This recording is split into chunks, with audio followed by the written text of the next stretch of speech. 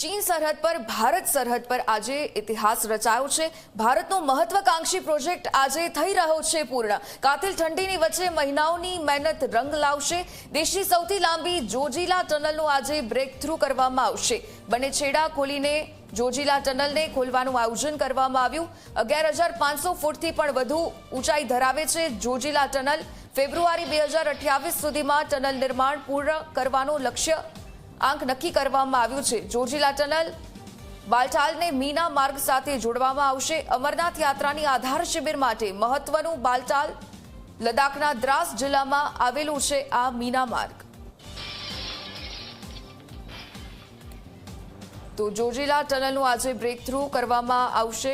ભારતે આજે ઇતિહાસ રચ્યો છે। ભારતનો મહત્વાકાંક્ષી પ્રોજેક્ટ પૂર્ણ થવા જઈ રહ્યો છે। જોજીલા ટનલનું બ્રેક થ્રુ અને તેની સાથે ટનલના બંને છેડાને ખોલવાનું આયોજન કરવામાં આવ્યું છે। કાતિલ ઠંડી વચ્ચે મહિનાઓની મહેનત હવે રંગ લાવશે, કેમ કે દેશની સૌથી લાંબી જોજીલા ટનલ કે જેનું બ્રેક થ્રુ થયું।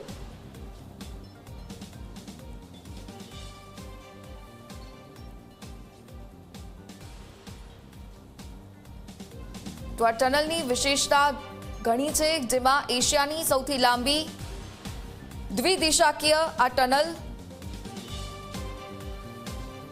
તો 13,153 કિલોમીટર લાંબી આ ટનલ બનાવવામાં આવી છે। જોજીલા ટનલનું આજે બ્રેક થ્રુ છે। ટનલ વિશેની આપણે વિશેષતાની વાત કરી રહ્યા છીએ ત્યારે દરિયાઈ સપાટીથી 11,578 ફૂટ ઊંચાઈ પર આ ટનલ, આ સાથે દરિયાઈ સપાટીની જો વાત કરીએ તો લેહ લદ્દાખ અને શ્રીનગર હંમેશા માટે તેને જોડીને રાખશે।